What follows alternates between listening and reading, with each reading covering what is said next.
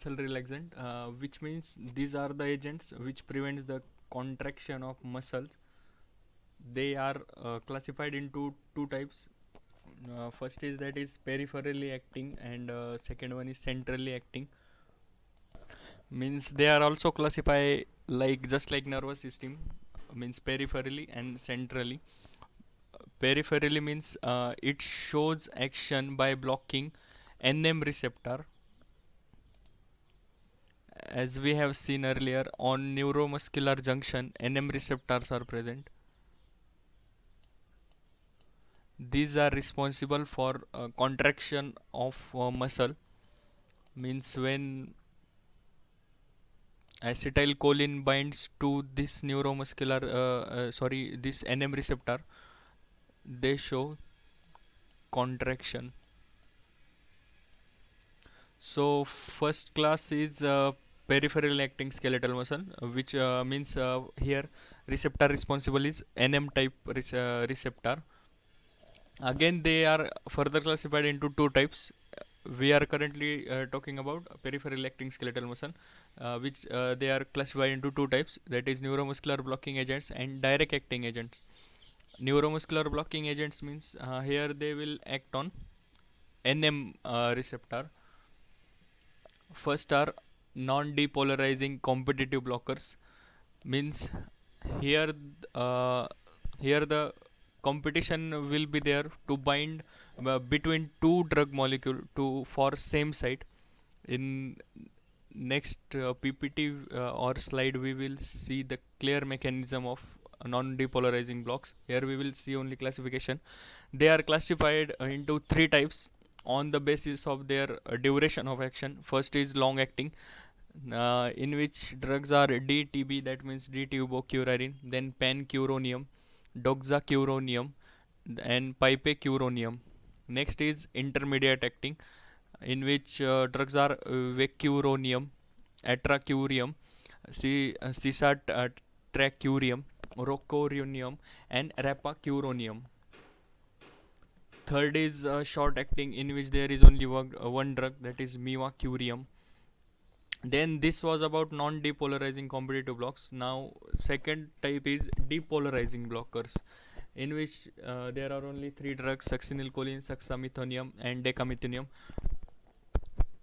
The mechanism of these two classes is very interesting, that is of non-depolarizing blockers and depolarizing blockers. We will see after some time.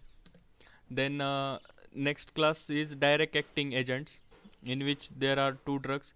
First one is dantrolene sodium and second is quinine. Now we will see about the mechanism of non-depolarizing competitive blockers. First we will see the normal action, how acetylcholine binds and how muscle contraction takes place.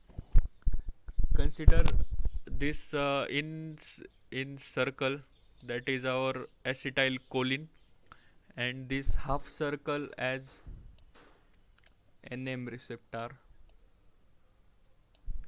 and this and this is in this white strip, it is sodium channel. Currently it is closed. As soon as acetylcholine will binds to NM receptor, sodium channel will get open and sodium will enter inside, and contraction of muscle takes place just like this. Here acetylcholine binds, sodium channel opens, and sodium ion enters inside. So this is the normal functioning, and we have to block this. Means peripherally acting blockers will interfere with this mechanism only. Here speaking about non-depolarizing competitive blockers, just consider same site. Means here this half circle is NM receptor, these white strips are sodium channels. In circle, that is A indicates acetylcholine and DTB. Here we have taken one example of non-depolarizing competitive blockers, long acting, that is DTB, that means D-tubocurarine. As we can see, the binding shape of both the molecules are same, and here site is only one, and both molecules are having same shape. So therefore it is known as competitive.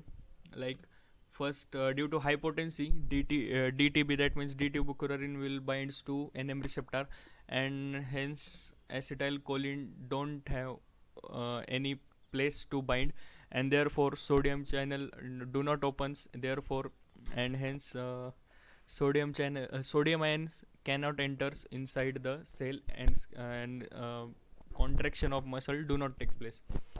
This is the mechanism of non-depolarizing competitive blockers. First was means this was about normal functioning, and main target is to inhibit this normal functioning. So here in non-depolarizing blockers we have taken example of D-tubocurarine. If we want to reverse this effect, so here we have to increase the concentration of acetylcholine. So this was about non-depolarizing competitive blockers. Next is depolarizing agent. Just consider same, means this NM receptor, then this white strips means sodium channels, this A means acetylcholine, and here S means succinylcholine. Succinylcholine is a congener of acetylcholine, because acetylcholine has very short half life, that means nearly 2 to 3 seconds, and succinylcholine has a greater half life. Here succinylcholine binds to NM receptor, as it has long half life as compared to acetylcholine, it binds to NM receptor for long time, and here sodium channel opens, and many sodium channel travels inside. Here we can see, and this continuous stimulation means depolarization further leads to repolarization.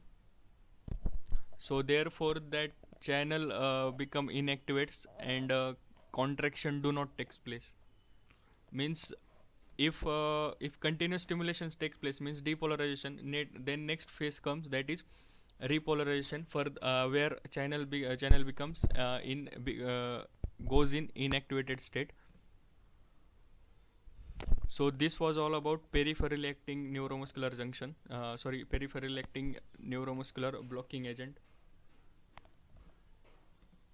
Then now we will see about central acting muscle relaxant, means only about the classification. They are classified into four types on the basis of their chemical nature or chemical structure.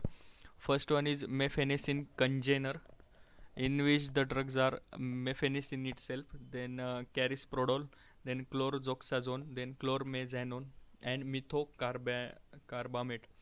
Then next is benzodiazepines, in which the drugs are mainly diazepam, and the other similar drugs which enhances the GABAergic transmission. This is the concept from sedative and hypnotics, which means diazepam enhances the GABA receptors, means it increases the frequency of GABA receptor. Therefore, means chloride ion can easily enter through that GABA receptor, and they are responsible for sleep. Then next are GABA derivative, in which there is only one drug, that is baclofen. Then central alpha 2 agonist. There is also only one drug, that is tizanidine.